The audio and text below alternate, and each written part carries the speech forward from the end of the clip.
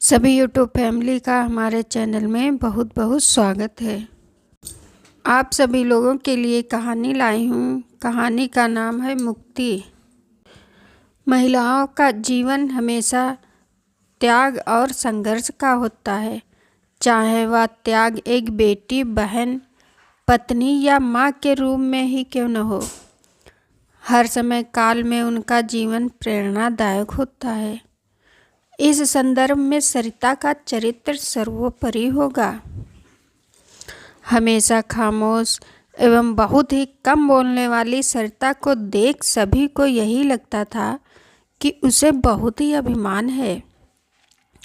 औरों की तरह ही मैं भी यही समझ बैठी थी, इसलिए मैंने भी कभी यह जानने का प्रयत्न नहीं किया कि वह इतनी चुप क्यों रहती है। रोजाना की तरह हर कोई अपने काम में व्यस्त अपने कक्ष में बैठे कार्य कर रहे थे। मैं भी अपने काम में व्यस्त थी कि अचानक सरिता आ गए। नित्य प्रति की भांति बिल्कुल साधारण वेशभूषा पहने, बाल थोड़े से बिखरे हुए थे। चेहरे पर एक छोटी सी बिंदिया के अलावा और कुछ भी साज श्रृंगार नहीं था। कान में कुछ न पहनने के कारण कान के छिद्र स्पष्ट नजर आ रहे थे। गला भी बिल्कुल खाली और सूना नजर आ रहा था। कद में छोटी सी परंतु सुडौल देह वाली सरिता जाने क्यों बहुत ही साधारण ढंग से जीवन जीती थी। मैंने उसे स्वयं से कभी कोई मजाक करते एवं ठहाके मारकर हंसते हुए नहीं देखा। आज जब वह स्वयं से ही मेरी कक्ष में आकर बैठ गई तो मैं आश्चर्यचकित थी। मैंने उससे कहा, अरे सरिता, आओ बैठो ना। उसके चेहरे पर थोड़ी हिचकिचाहट एवं असहजता के भाव दिखाई दे रहे थे। वह स्वयं से कुर्सी लेकर बैठ गई। कुछ देर खामोश रहकर उसने कहा, मैम, मैंने अपने पति से डिवोर्स लिया है। मेरे चेहरे की दोनों भौहें तन गईं। समझ में नहीं आ रहा था इतने पढ़े लिखे लेक्चर पति को सरिता ने क्यों छोड़ा। अपने आप को संयमित कर मैंने पूछा, क्यों? सरिता की आंखें अचानक तरल हो गईं।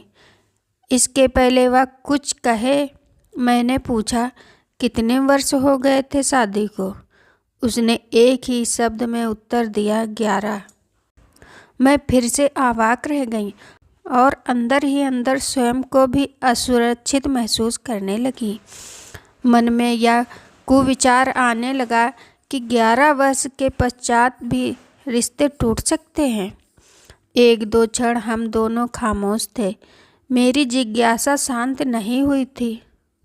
मैं हजारों प्रश्नों की मुद्रा में उसे निहारे जा रही थी। चुप्पी तोड़ते हुए मैंने पूछा, जब तू गत वर्ष सीढ़ियों से गिर गई थी तो मैं तुमसे मिलने तुम्हारे घर आई थी। उस समय मुझे तुम्हारे रिश्ते बहुत अच्छे नजर आए थे। कितनी अच्छी तरह से वह तुम्हारा ख्याल रखते थे।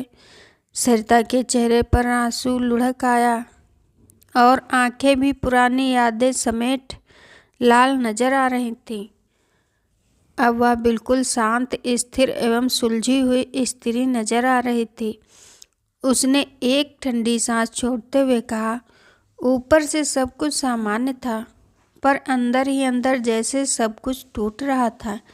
कहने के लिए सब कुछ था, दोनों की अच्छी नौकरी, पैसा, सब कुछ था, पर आपसी प्रेम और आत्मीयता धीरे धीरे लुप्त होती जा रही थी। शायद हम दोनों एक दूसरे की उम्मीदों पर खरा नहीं उतर पा रहे थे। सबको बांधे रखने वाली डोर होती है। उनकी संतान हम दोनों के रिश्ते में तो वह डोर भी नहीं थी। मैं अवाक सी सुन रह गई थी और शायद उन कड़ियों को जोड़ने की कोशिश कर रही थी जहाँ पर हम सब ने सरिता की छवि को एक घमंडी महिला की उपाधि दे दी थी। ऊपर से सामान्य दिखने वाली इस 34-35 वर्षीय प्रौढ़ा के जीवन में कौन सा तूफान हिलोरे ले रहा था, यह जानने के प्रयत्न हम में से किसी ने नहीं किया। उसकी आंखें अविरल अश्रु बहाकर गालों को भिगो रही थीं, जिसकी उसे कतई चिंता न थी। आज जैसे वह सब कुछ कहकर हल्का करना चाह रही थी। उसने कहा, कहने को तो वे लेक्चर थे, पर प्राइवेट संस्था में होने के कारण उन्हें कभी समय पर तनख्वाह नहीं मिलती थी और न उनसे कभी भी पैसों के संबंध में पूछती थी। उन्होंने कभी भी एक पत्नी समझकर मेरे हाथ पे तनख्वाह लाकर नहीं दी। हसरत तो मुझे भी बहुत थी संतान की। सारे टेस्ट करवाए, दोनों में कहीं कोई खोट नहीं थी, फिर भी संतान नहीं हो रही थी। शायद हम दोनों के शरीर मिल रहे थे, कभी हृदय का समागम हुआ ही नहीं, या पता नहीं, शायद वे मुझसे संतुष्ट ही नहीं थे। मैंने उनसे बीच में ही टोकते हुए पूछा, क्या तुम दोनों के बीच काफ़ी झगड़े होते थे? उसने कहा, नहीं, ऐसा भी नहीं था। वे हमेशा बहुत मैच्योर्ड व्यवहार करते थे, बहुत कम बोलते थे, शांत रहते थे, इसलिए झगड़े का तो कोई सवाल ही नहीं था। मैं अब भी असमंजस में थी। अभी तक तलाक का कारण मेरी समझ के परे था। मैंने जिज्ञासावश पूछा, फिर तलाक का कारण क्या था? उसने कहा, जीवन में निसंतान का कारण पता न होने पर भी बांझ होने का लांछन मैंने सह लिया, पर मेरे साथ किए गए अविश्वास को मैं सहन न कर सकी। सरिता की सारी बातें मेरे सिर के ऊपर से जा रही थी। मैंने विस्मय से पूछा, कैसा अविश्वास? उसने कहा, 4-5 वर्ष पूर्व मेरे पति अक्सर पीएचडी के काम के लिए सोलापुर जाते थे। कभी कभार उन्हें 1 से 2 दिन लौटने में लग जाते थे। ऐसे में मैं घर में अकेली ही रहती थी। तभी से मेरे अकेलेपन की शुरुआत हो चुकी थी। एक दिन जब वे प्रातः सोलापुर से लौटे और कॉलेज जाने के लिए बाथरूम में स्नान करने लगे, तब उनके मोबाइल के मैसेज नोटिफिकेशन की आवाज़ आई। उत्सुकतावश मैंने मेल खोलकर संदेश पढ़ना प्रारंभ किया तो मेरे पैरों के नीचे की ज़मीन खिसक गई। वह संदेश किसी स्त्री का था और इस प्रकार लिखा गया था जैसे कोई पत्नी अपने पति को लिखती हो। मैं व्याकुल हो गई, मुझसे रहा नहीं गया। जैसे ही वे बाथरूम से बाहर आए, मैंने उन्हें संदेश बताते हुए पूछा, यह सब क्या है? उन्होंने तुरंत मेरे हाथ से मोबाइल खींचा और सारे संदेश हटा दिए। बस यहीं से मेरे अलगाव की यात्रा प्रारंभ हुई। मैंने पूछा, क्या तुम्हारे पति के उस स्त्री के साथ अनैतिक संबंध थे?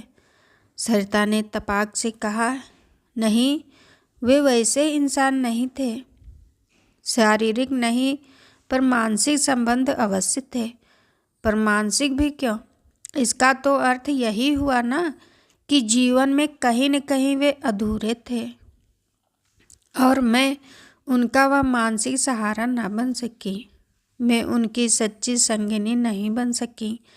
यह बात मेरे दिल को अंदर तक कुरेदने लगी।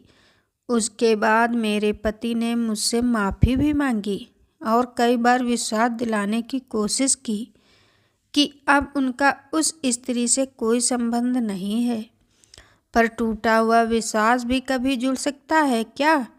वैसे भी मैंने उन्हें मुक्ति दे दी। मैं हैरान थी। मैंने कहा, मुक्ति? सरिता ने कहा, हाँ, मेरे पति अपने माता पिता के अकेले संतान थे। अगर मेरे साथ रहते तो पता नहीं उन्हें संतान होती भी या नहीं। कम से कम अब वे दूसरी शादी कर अपने माँ बाप को सुख और वारिस दे पाएंगे। मैंने क्रोध से कहा, पर उनके निसंतान होने के लिए तुम जिम्मेदारी नहीं हो। तुम्हारी भी तो सभी रिपोर्ट सामान्य हैं। सरिता ने कहा, जो भी हो, हमारे समाज में अगर संतान ना हो रही हो तो स्त्री को ही दोषी माना जाता है, फिर चाहे इसमें पुरुष का ही दोष क्यों न हो। मैं यह मानसिकता तो नहीं बदल सकती, इसीलिए बेहतर है मैंने इस रिश्ते से अपने पति को ही मुक्त कर दिया। मैंने पूछा, अब तुम्हारा क्या होगा?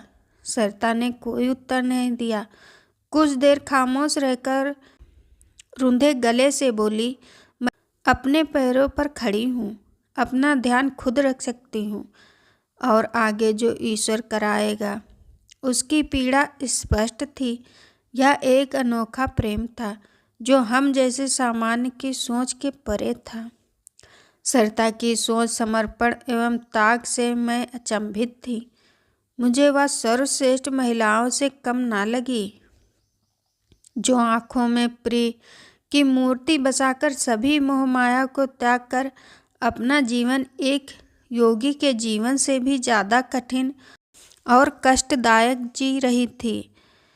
अपनी आकांक्षाओं को मिटाकर धैर्यपूर्वक एक योगी तरह पति वियोग की अग्नि में अपने को तपा कर कुंदन बना रही थी। सरिता का त्याग वास्तव में किसी बलिदान से कम नहीं था। सरिता का त्याग समाज का बंधन का नहीं बल्कि मुक्ति का संदेश था।